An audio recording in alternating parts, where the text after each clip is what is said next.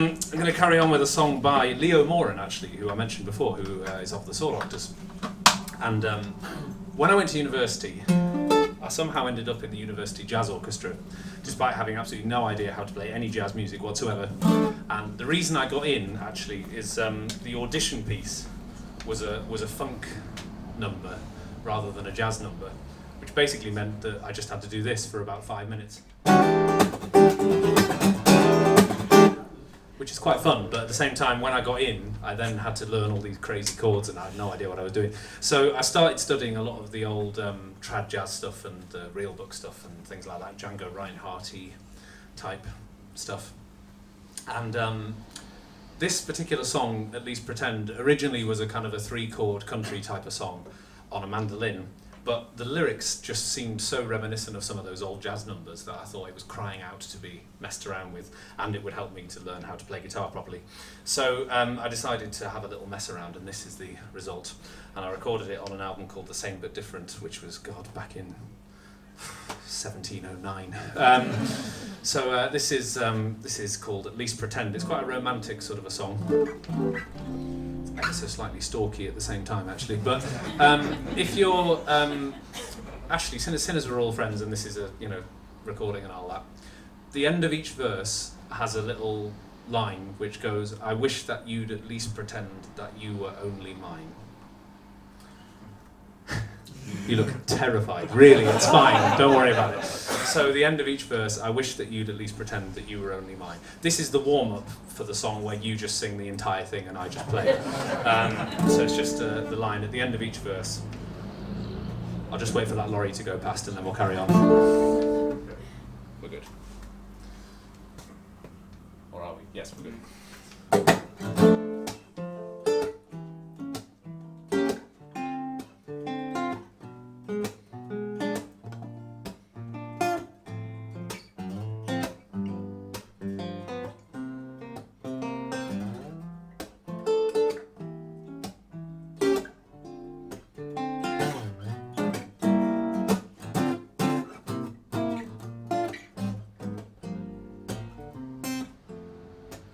Now when you look out your window in the darkness of night, 2 eyes staring back at you, guess who? You right first time. Would you be my guardian angel? Would you be my Valentine? Oh, I wish that you'd at least pretend that you were only mine. Well, I've been to see my doctor and he tells me I'm not well, and he seems to think that I have been put under some strange spell. He tells me that my heart is beating slightly out of time. Oh, I wish that you'd at least pretend that you were only mine. I've been a long time rambler and a solitary man, but these days my heart, it's crying out, please change this man. Pretend it might be something, you might change your mind in time. Oh, I wish that you'd at least pretend that you were only mine.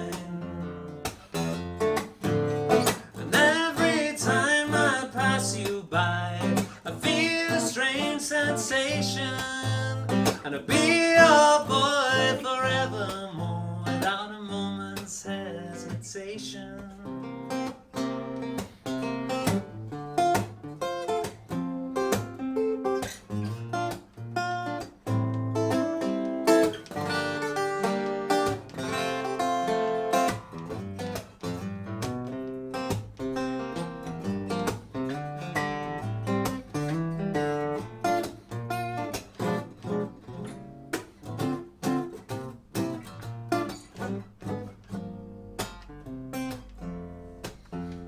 When you look out your window in the darkness of night, Two eyes staring back at you, guess who? You're right first time. Would you be my guardian angel? Would you be my Valentine? Oh, I wish that you'd at least pretend that you were only mine. Oh, I wish that you'd at least pretend that you were only mine.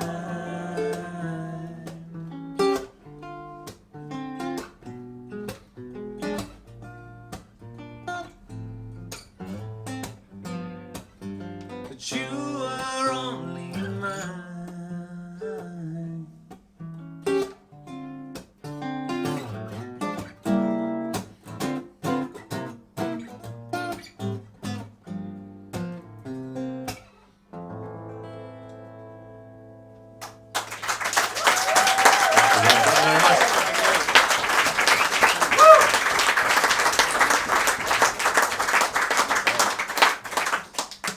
That was beautifully timed. That was great.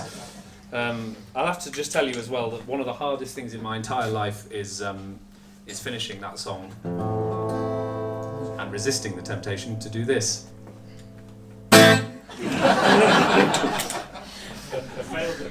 know. When I was 13, I'm giving you my life story here, aren't I? When I was 13 and I'd started the banjo and discovered what it was actually invented for, primarily, which is this sort of American-y stuff. And I discovered bluegrass music. And unusually, perhaps, I discovered bluegrass music through a TV program called Top of the Pops 2. Do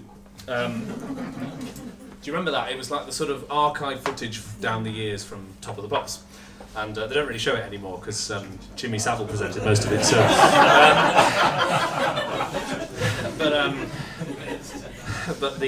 but what they used to do at the end of each show was they used to show a new single, and the new single on this particular week was the Man of Constant Sorrow from My Brother Where Art Thou, which I just thought was great. And I was sat there with my dad, and we were just like, "Oh, it's fantastic! It's amazing."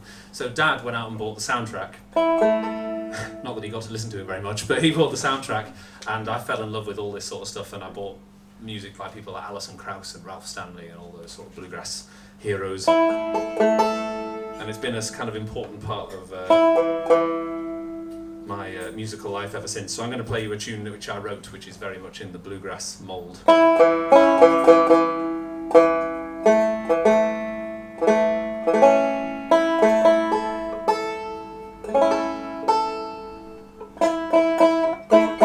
That's close enough for banjos.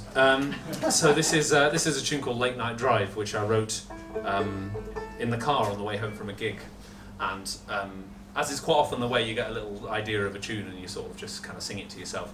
But I often forget them very quickly. So my usual strategy is to record a voice memo on my phone.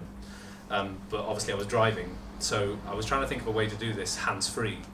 And the only way I could think was to actually ring myself and leave myself a voicemail, which is one of the most tragically sad things you can do in life. So somewhere on my phone is a voicemail of me going like,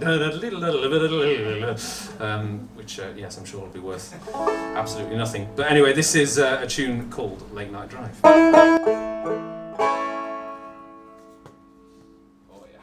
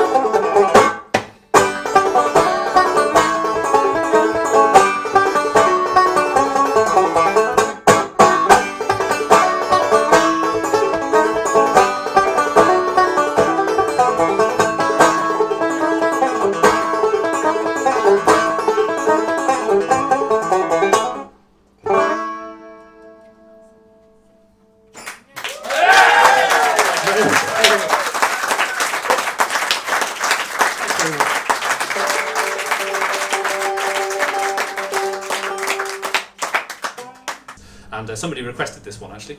It was on the list anyway, but it's nice that it was requested. So I've, well, I suppose probably the best thing about being a musician, apart from all the money and stuff, is you get to at least travel a fair bit. So I've been out to Australia and New Zealand and Canada and various other places. I'm going to Australia in February actually, because it's the safest time to go at the moment. Unfortunately, I'm in Western Australia, which apparently is out of the main danger zone. But it's not terrifically reassuring. But anyway, hopefully it'll be fine. But the most probably striking place I went to was India, which I've managed to go to a few times. And I was invited there a number of years ago, along with 3 other Brits and 6 musicians from India, Bangladesh and Pakistan. And it worked a bit like the Transatlantic Sessions, if you've ever seen that programme. They kind of just put us all in a hotel for a few weeks and said, come up with some music and see what happens.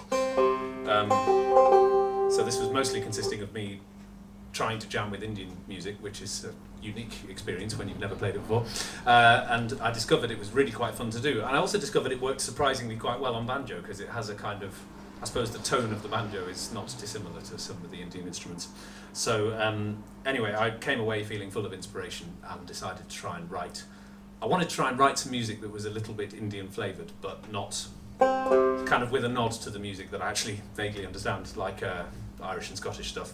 So I wrote a reel, but I used the scale from a song that I played out there.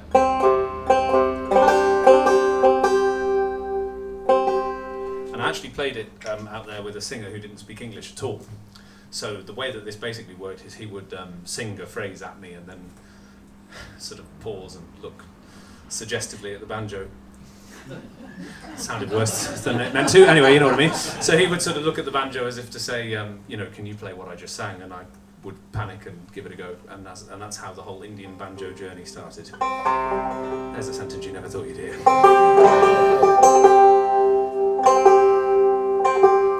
So this is called the Whiplash Reel.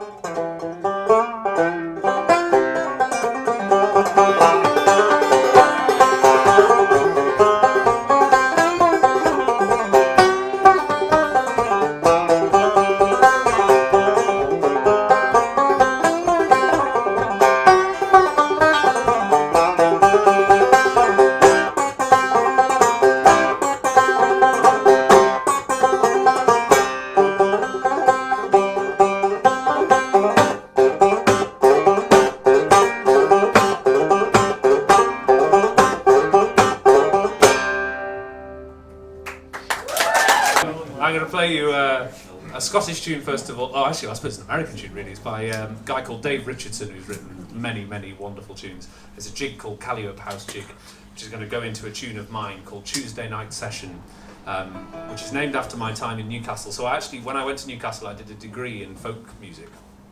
No, really.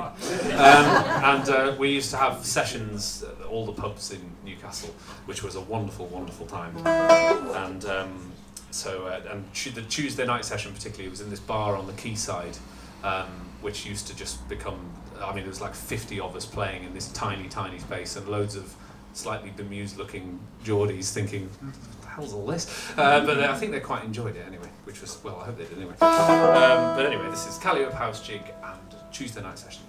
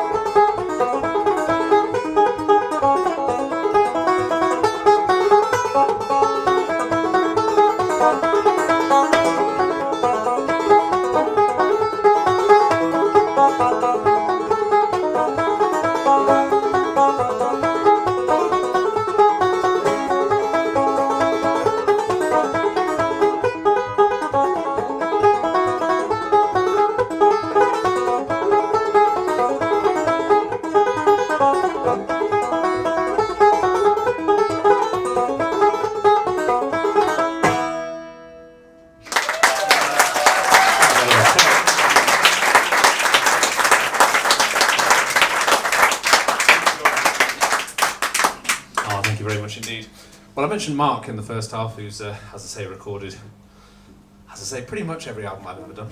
And he's here recording me and you. But also, on the, well, you're being videoed as well. So just like to give a shout out to Tim as well, who's on the video as well.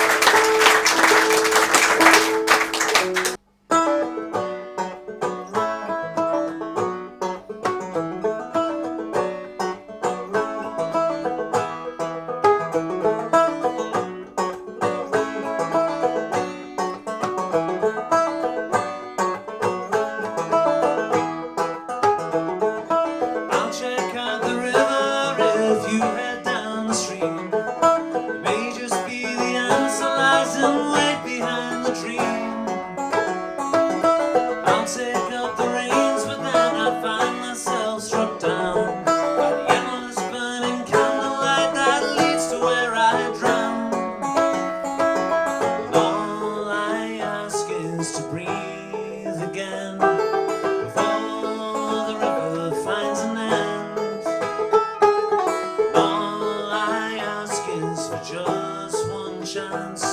to find an answer once darkness descends.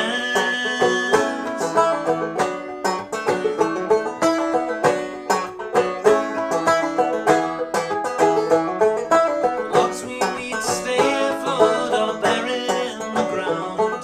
The call to answers from up above still meets without a sound. Streams they tell journeys failed that stretch both far and wide. But lock's just the answer to the rising of the tide.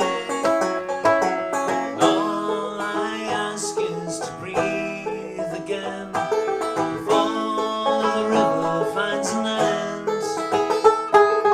All I ask is for just one chance to find an answer once darkness descends.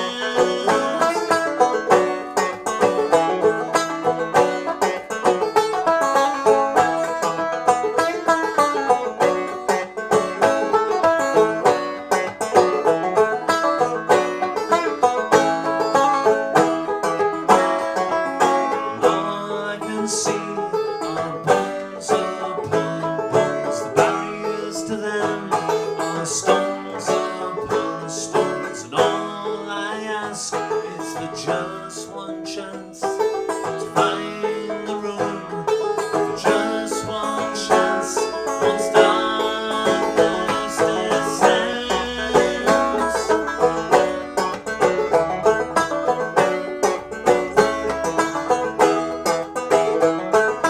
I'll check out the river if you head down the stream. It may just be the answer lies right behind the dream. All I ask is breathe again before the river finds an end. All I ask is for just one chance to find an answer once darkness descends.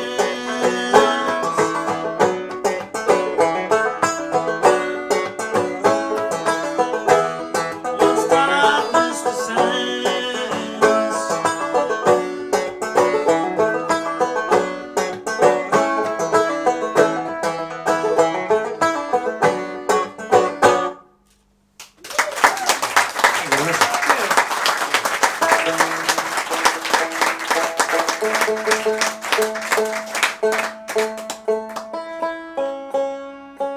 Thanks very much. That was called Darkness Descends, which is from an album called The Same But Different, and this is from Incidents and Accidents. So I've been very lucky to go out to Canada a whole bunch of times now, and I'm off there again twice later this year, which will be really, really nice. And one of the great things about Canada is they make it quite easy for musicians to come and work there, which is good. So they, a lot of countries you need visas and complicated paperwork and all that kind of thing. It's fine throughout Europe, of course, for now.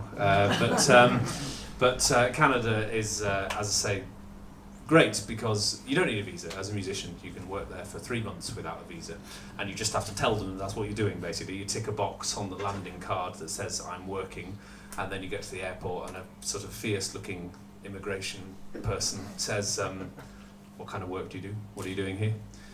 And you just go, "I'm a musician." "Oh, fantastic! Come on in. That's great." Their neighbouring country are slightly less relaxed, actually.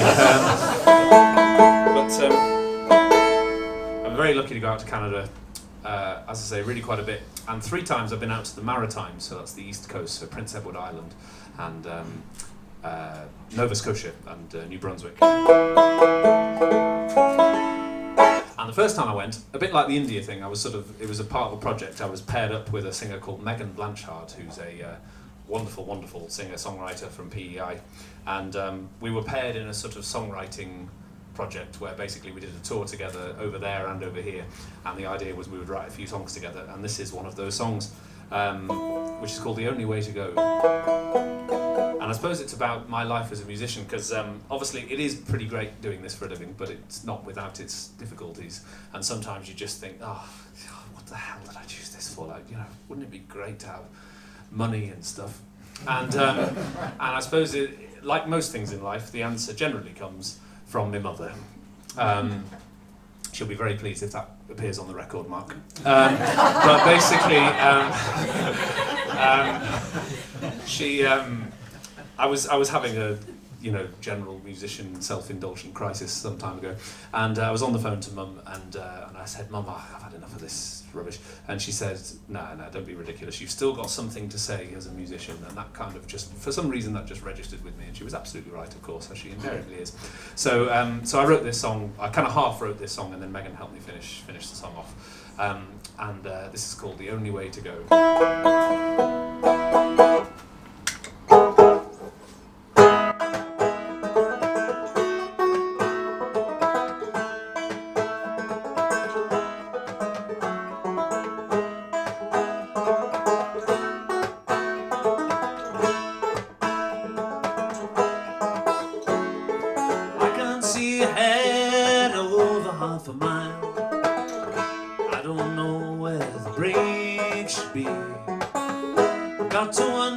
This rambling is my style, or if I'm doing this for me. What's the road that would come next? If I pack up my regrets, still got something to say, don't want to look back on today. But is it just the only way I know, the only way to go?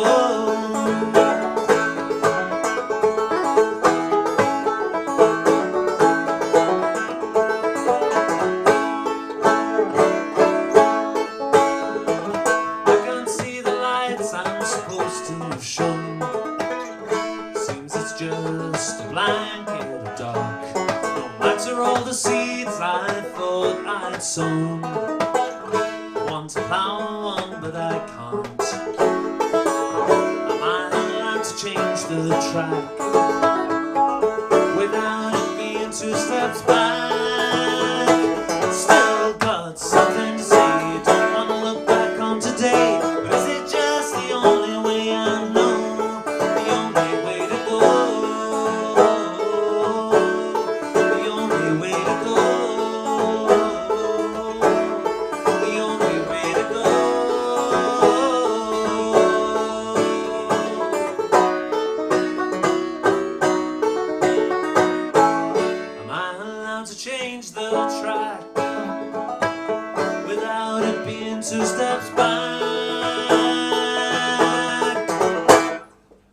Cause I still got something to say, don't want to look back on today.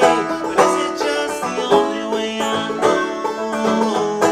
Still got something to say, don't want to look back on today. But is it just the only way I know?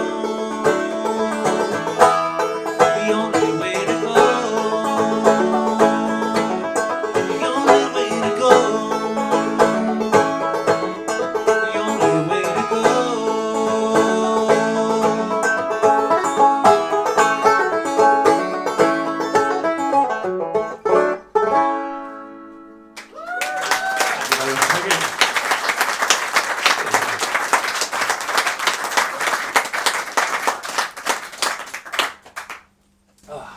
Right then, well, one of my sort of things I like to do is I like to write jigs and reels, but kind of using melodies that are reminiscent of other kinds of music, I suppose. So I kind of like whiplash reel, like within that sort of framework. And I thought it might be fun, because I love bluegrass, as I mentioned earlier, but I've never really heard like a bluegrassy jig, so I thought I'd try and write one. So I was messing about on the banjo and this tune happened. So this is pretty much a brand new tune, and it's called Moonshine 68.